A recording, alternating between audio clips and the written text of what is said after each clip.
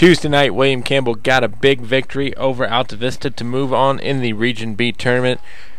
Generals came out playing great, starting off the game 13-0 at the end of the quarter, 22-1 before Juan Thornhill hit the first three of the game for Altavista.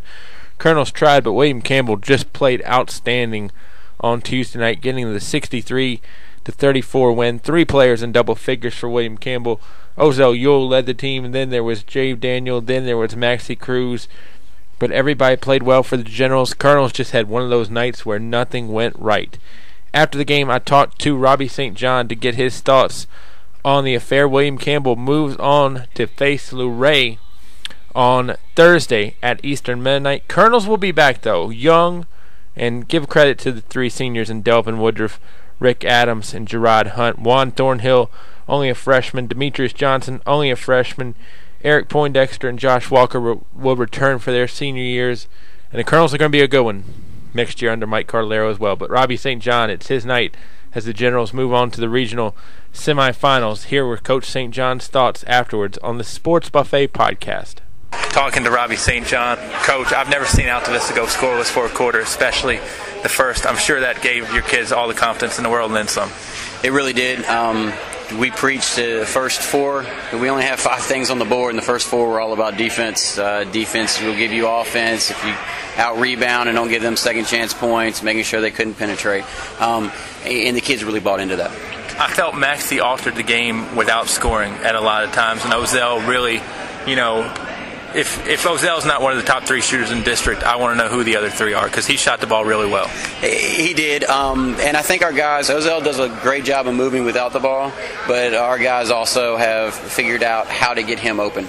And it's always easier to shoot when there's not a hand in your face. That combination is really, the maturation of him being a basketball player without the ball has really excelled his game. And you're right about Maxie. He does so much more for us. I think back to there's a loose ball, he dives, tips it forward, that's a layup on the other end. He's still laying on the floor when we make the layup. Well, everybody's looking at the guy that made the layup, but that doesn't happen unless he does the dirty work. And let's not leave out Jay Daniel. I thought he played extremely solid, too. And, I think a breakout game for Jave.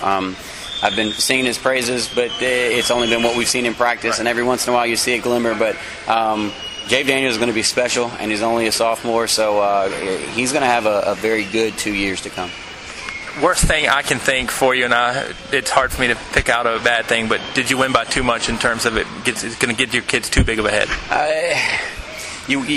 Yeah, and I understand the comment, and you hope not. But at the same time, when we got in there, all the kids were talking about was who won between the 2 teams and what time are we leaving school, and let's make sure we have a good practice. I think tomorrow has to be a front-loaded practice in which we do a lot of dirty work things early with them to get them back into the mindset and then kind of save their legs at the end. But it's been a long time since William Campbell's been in this position.